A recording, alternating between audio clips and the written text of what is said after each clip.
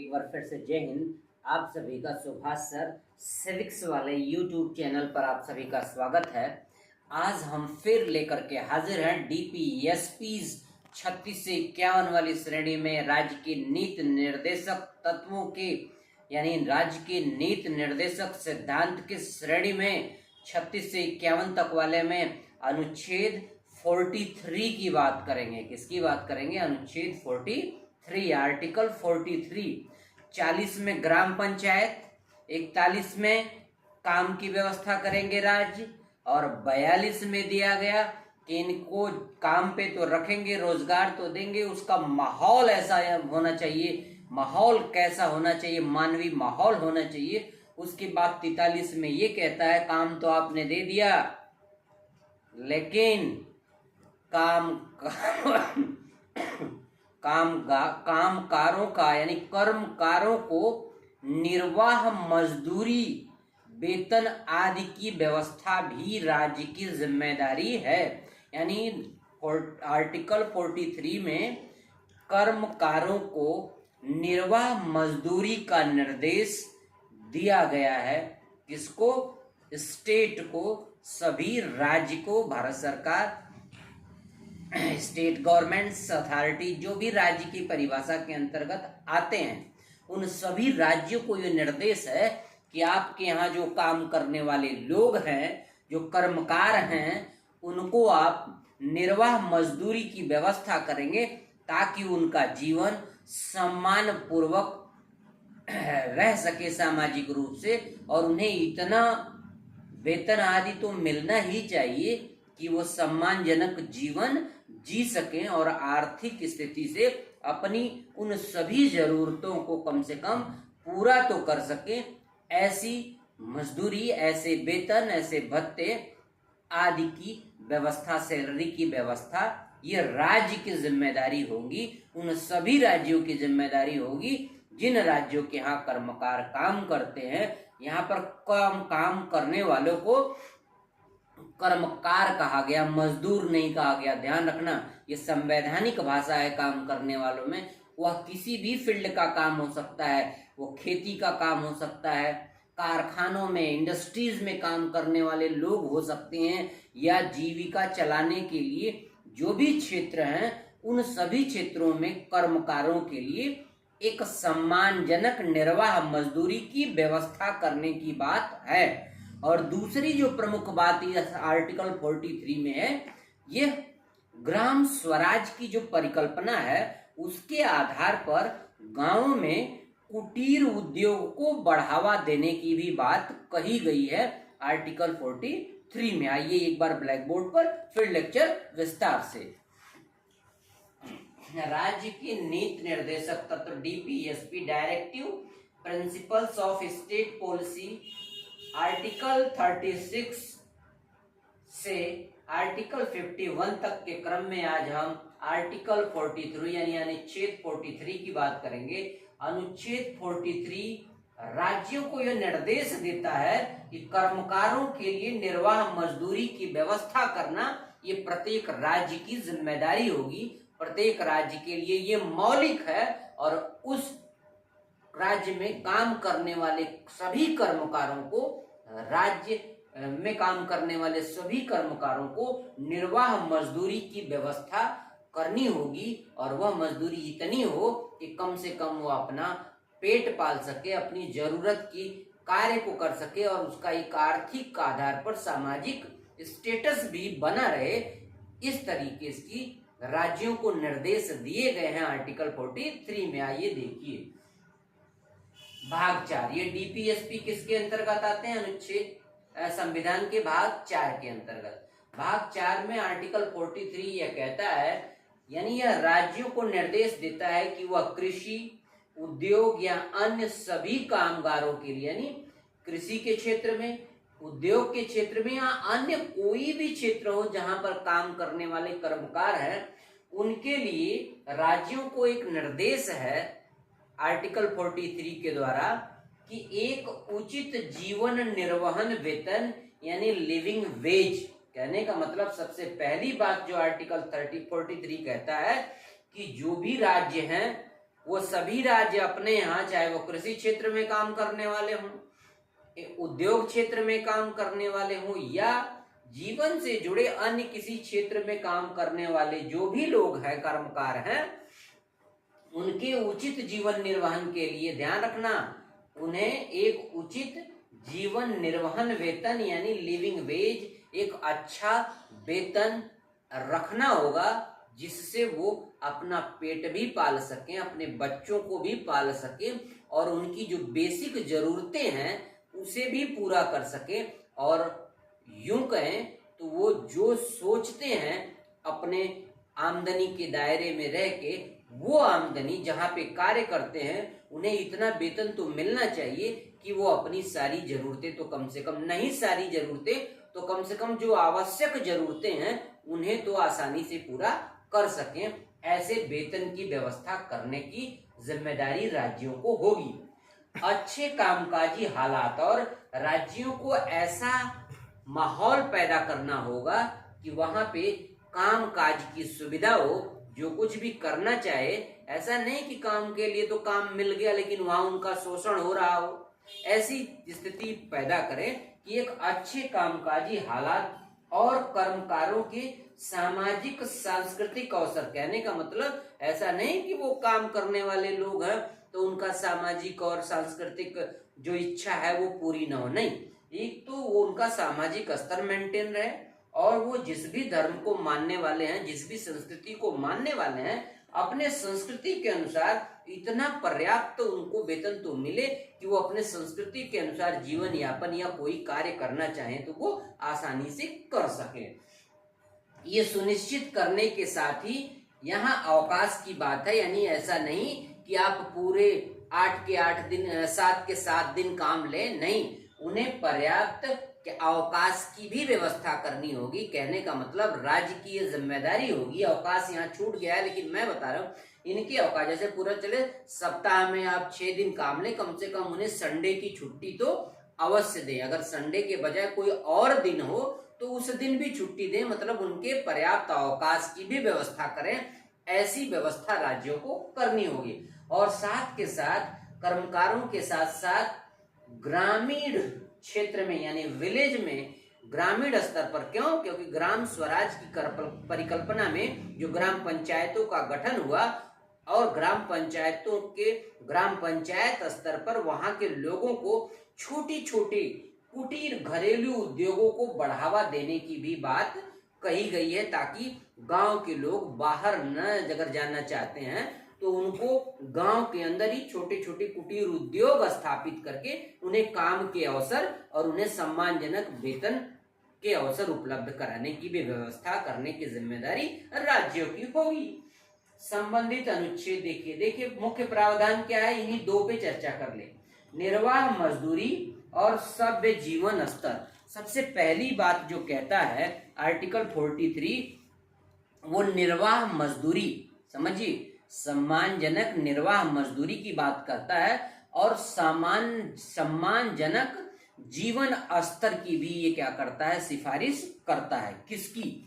जो भी काम करने वाले कर्मकार हैं किसी भी फील्ड में हो, हम फील्ड पे नहीं जाते, कहीं भी कोई किसी भी फील्ड में काम करता है, चाहे वो सरकारी क्षेत्र में हो, चाहे वो सार्वजनिक क्षेत्र में हो, चाहे वो प्राइवेट क्षेत्र में हो, चाहे वो इकाइयों में काम कर रहा हो, समझ रहे हैं, चाहे वो व्यक्तिगत स्थापित स्वैच्छिक संगठनों में अगर वह काम कर रहा हो, तो उसे इतनी मजदूरी तो मिले, इतना वेतन तो मिले कि वह अपने परिवार का भरण पोषण कर सके और अपनी जो मूलभूत आवश्यकताएं हैं उन्हें सम्मान तरीके से पूरा करके एक सम्मानजनक जीवन जी सके। इतनी आर्थिक संपन्नता तो उस काम से उसे मिलनी चाहिए।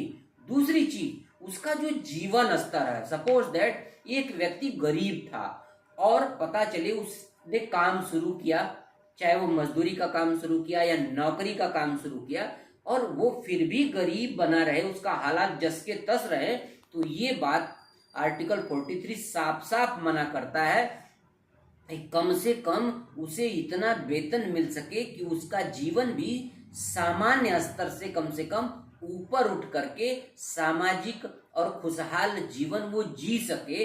कम से कम इतना वेतन आदि का निर्धारण राज्यों को करना होगा। जैसे पता चले कि पूरे दिन भर काम कराया और थोड़े से पैसे दे के भगा दिया, जाओ तेरा काम अच्छा नहीं था। यानी ऐसा बहुत जगह होता है, चाहे वो इकाइयां हो चाहे कुछ हो, अपने व्यक्तिगत फायदे के लिए वो मजदूरों या कर्मकारों का शोषण करती हैं। मजदूर या कर्मकार में सभी आ जाते हैं, तो कर्मकार कहना ज्यादा अच्छा रहेगा। कर्मकारों का शोषण करती हैं, उन्हें कम पैसे देती हैं अपने ज्यादा मुनाफा कमाने के लिए। तो इन सब चीजों को रोक करके इसी बात को ये इशारा करता है 43 आर्टिकल कि उन्हें इतना वेतन तो मिले कि उनका निर्वहन जीवन काफी अच्छे से हो जाए। अगर काफी अच्छे से नहीं हो पाता तो कम से कम खराब भी ना हो और वो सम्मानजनक जीवन जी सके।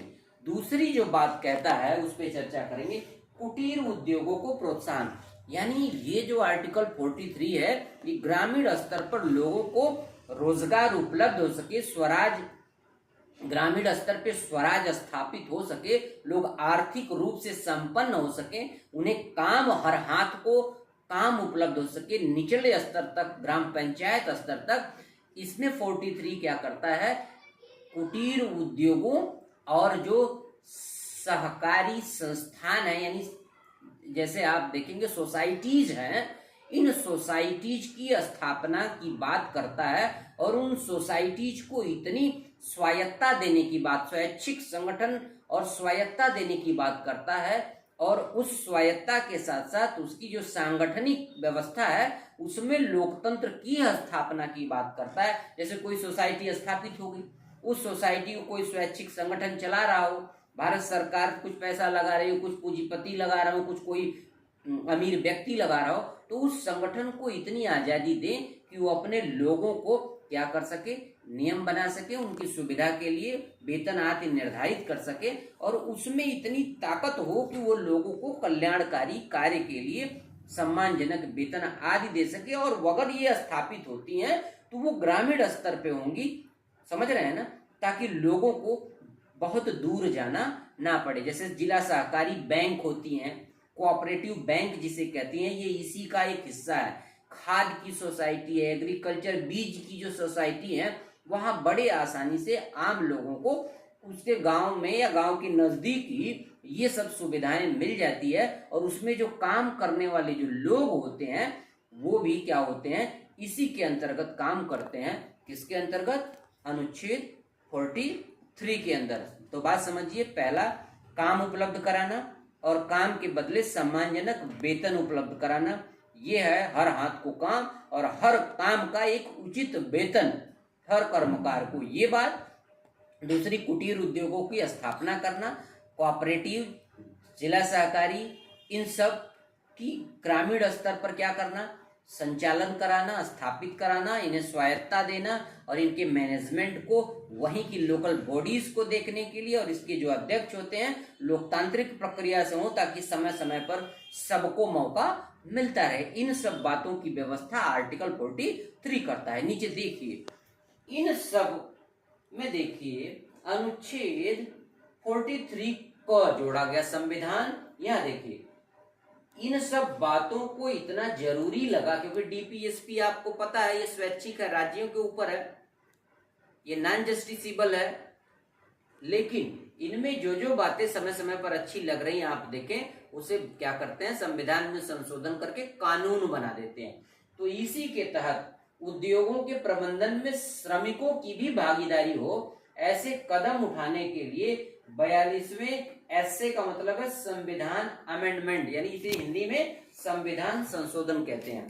42वें संविधान संशोधन कब हुआ, 1976 द्वारा इसे जोड़ा गया था। किसको, आर्टिकल 43 में 43 को, इसे अंग्रेजी में 43 कैपिटल ए भी लिख सकते हैं। जहां कैपिटल लेटर लिखा रहे ए भी, ये मान लेना कि वो संविधान संशोधन करके जोड़ा गया है। उद्योगों के प्रबंधन में 43 क में, यानी 43 आर्टिकल 43 क में संविधान संशोधन 1976, ध्यान देना 1976, 42वें संविधान संशोधन 1976 में ऐसी व्यवस्था कर दी गई कानून संवैधानिक रूप से कि जो भी मैनेजमेंट सोसाइटीज ये सब स्थापित होंगी, कोऑपरेटिव्स, ये सहकारी ये सब मैनेजमेंट, इनमें जो वहां काम करने वाले लोग हैं, कर्मकार हैं, इनके मैनेजमेंट में इन्हें भी शामिल किया जाएगा, ताकि नीतियां बनाते समय जो मालिक वर्ग है, कम से कम नीतियां बनाते समय इन बातों का ध्यान रखेगा कि इसमें काम करने वाले लोगों के लोक कल्याण की भी बात हो सके। इसके साथ साथ 76वें संविधान संशोधन 42वें संविधान संशोधन 1976 में ये बातें जोड़ दी गई 43A में 43 क में आर्टिकल कि जो भी मैनेजमेंट प्रशासन होगा इन इकाइयों का, उनमें काम करने वाले लोगों संगठनों में से भी उनको भी मैनेजमेंट में रखा जाएगा, ताकि नीतियां जो बनेगी उस समिति में अगर काम करने वाले लोग उन्हीं में से उन्हीं संगठनों के लोग रहेंगे, तो जो नीतियां बनेंगी उनके सामने बनेंगी। तो इस आधार पर वो अपने कर्मकारों यानी काम करने वाले लोगों के, आप मजदूर भी कह सकते हैं, कर्मचारी भी कह सकते हैं, कुछ भी कह सकते हैं, इन सबके हितों की भी ध्यान रखते हुए नीतियां बनाने में मदद मिलेगी, ताकि वहां इनका प्रतिनिधि होगा तो इनके हितों की भी बात होगी। ये 42वें संविधान संशोधन 1976 में जोड़ दिया गया, किसमें? अनुच्छेद 43 क यानी आर्टिकल 43A कैपिटल A।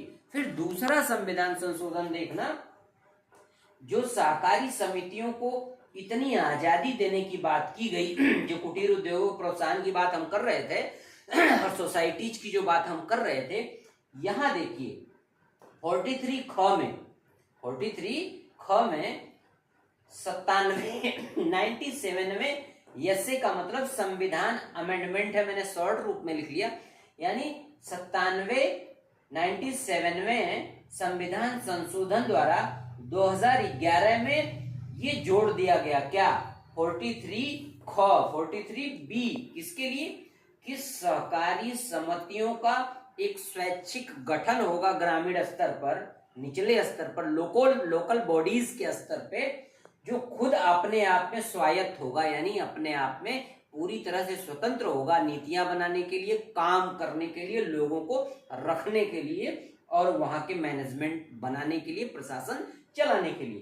कामकाज, वहां का कामकाज भी वही देखेंगे और उस कामकाज के अंतर्गत इन समितियों में लोकतांत्रिक तरीके से नियंत्रण हो, इसको बढ़ावा देने के लिए ये व्यवस्था की गई। आप देखते होंगे जो गन्ना सोसाइटीज हैं, जिला सहकारी बैंक हैं और भी अन्य जो सोसाइटियां हैं, उनमें हर आप देखते हैं कि चुनाव होता है, उनके डायरेक्टर के लिए क्या होता है? इलेक्शन होता है, चुनाव होता है, लोकतांत्रिक प्रणाली से चुनाव होता है। ये लोकतांत्रिक नियंत्रण को बढ़ावा देने का तात्पर्य ही यही है, जो 2011 में जोड़ दिया गया कि जितनी भी सोसाइटी हैं, सहकारी बैंक हैं, समितियां हैं, चाहे वो गन्ना की हो, समझिए बात को, किसी की भी समितियां हो, उन सब में उसके डायरेक्टर का क्या होगा? चुनाव होगा लोकतांत्रिक प्रणाली से, और उसमें क्या होगा? जो सदस्य होंगे वो उसमें उस समितियों के सदस्य लोकतांत्रिक प्रणाली से क्या करेंगे?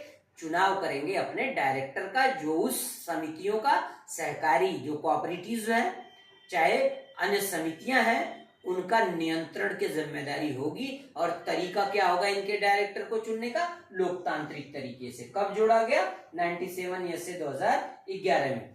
आपने देखा 1976 और 2011 में इससे प्रभावित होकर के, किससे?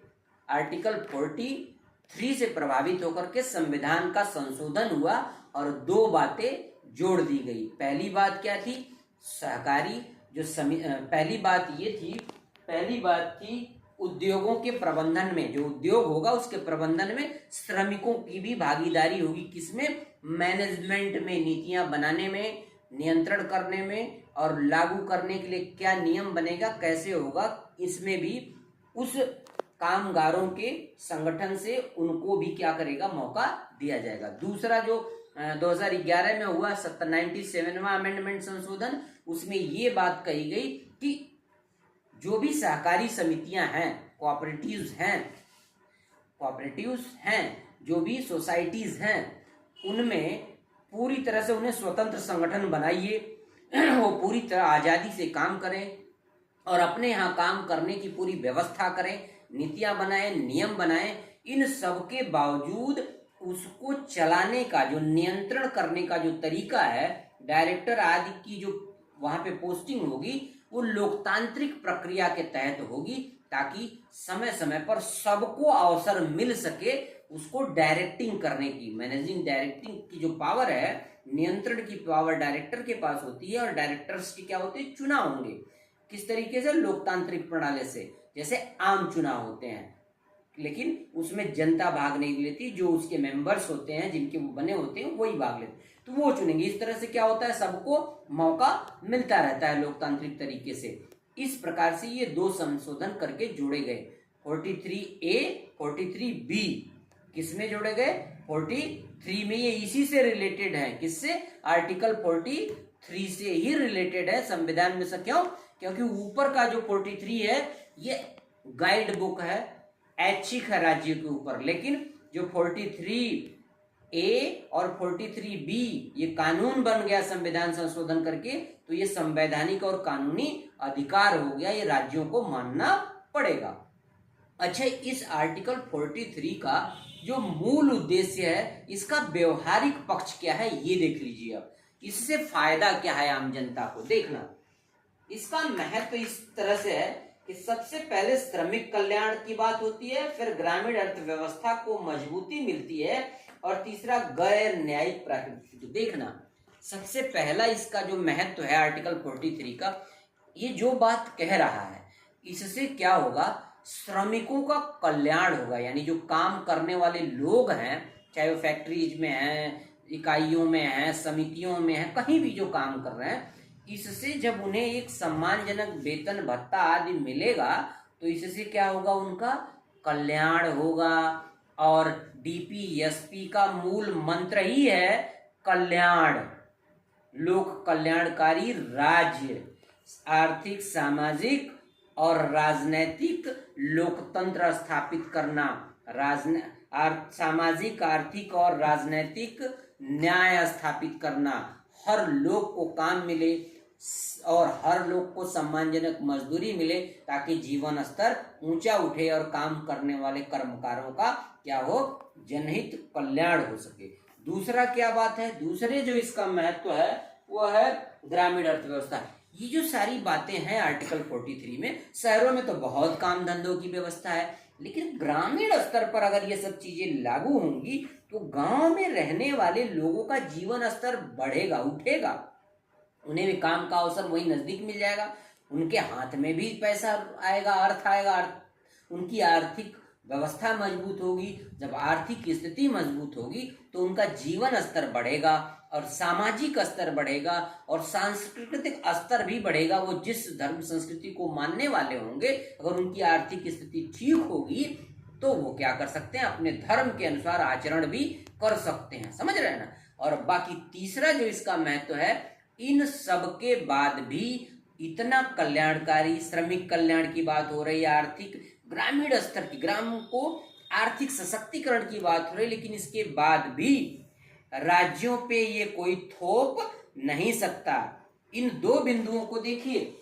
इन दो बिंदुओं में जनता का कल्याण है, गांव का कल्याण है, लेकिन तीसरा जो बिंदु है गैर न्यायिक प्रकृति, यानी नॉन जस्टिसेबल, हम इसकी बात कर रहे हैं केवल 43 की, 43 की, ये सब तो संवैधानिक हो गए, लेकिन ये 43 की बात है। ये 43 इन दो बिंदुओं पे तो क्या करता है, लोगों के कल्याण की बात करता है, लेकिन उसी के साथ ये कल्याण किसके माध्यम से होगा, राज्यों के माध्यम से होगा, लेकिन इसी के साथ साथ ये राज्यों का बचाव भी करता है। कितना खूबसूरत है, देखिए, गैर न्यायिक प्रकृति यानी नॉन जस्टिसेबल है। कहने का तात्पर्य आर्टिकल 43 में जो कर्मकारों के मजदूरी निर्वहन की आदि की जो बात की जाती है, ये राज्यों के लिए बाध्यकारी नहीं है। हाँ, ये मौलिक है, उसका कर्तव्य होगा राज्यों का, लेकिन कोई राज्य का रहने वाला लोग इनके अंदर जो बातें लिखी गई हैं, इसके लिए कोर्ट में नहीं जा सकता कि भैया ये मुझे काम नहीं दे रहे, वेतन का निर्धारण नहीं कर रहे ठीक से, तो इसके लिए ये कोर्ट जाने की बात की मनाही है। तो दो बिंदुओं में जनता की भलाई है, गांव की भलाई है, ऊपर के श्रमिकों की भलाई है, कामगारों की भलाई है, और तीसरे में राज्य को भी बाध्यकारी नहीं किया है, यानी राज्य के हितों का भी ध्यान रखा है। क्योंकि ये सब चीजें करने के लिए किसकी जरूरत पड़ेगी? अर्थ की जरूरत पड़ेगी, धन की जरूरत पड़ेगी। अगर राज्यों की आर्थिक स्थिति ठीक है तो समय समय पर लागू करना, इन व्यवस्थाओं को बनाना राज्य की नैतिक जिम्मेदारी होगी।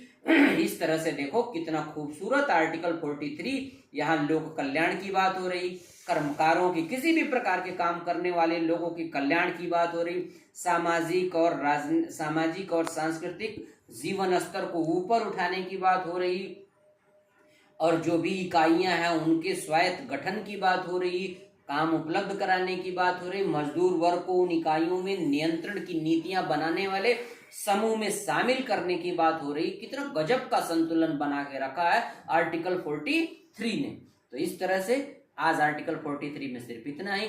नेक्स्ट हम बात करेंगे आर्टिकल 44 को। तो आज के लिए इजाजत दीजिए। आपके लिए ये बहुत इंपॉर्टेंट है, सभी प्रतियोगी परीक्षाओं में पूछा जाता है, छोटी से बड़ी आईएएस, पीसीएस, एसएससी, सीजीएल, हर परीक्षाओं में, यहाँ तक कि टीजीटी, पीजीटी, इन सब परीक्षाओं में डीपीएसपी से प्रश्न रहता ही रहता है, इसलिए बहुत इंपॉर्टेंट है। एकेडमिक छात्रों के लिए कोर्स से संबंधित, और प्रतियोगी छात्रों के लिए परीक्षा की नौकरी उपयोगी, परीक्षा के लिए उपयोगी, और आम जनमानस के लिए ये जो डीपीएसपी या संविधान है यह जीवन के लिए उपयोगी है। आदर्श जीवन अपने अधिकारों को जानने, अपने कर्तव्यों को जानने के लिए जरूरी है। तो इसलिए आज के लिए इजाजत दीजिए।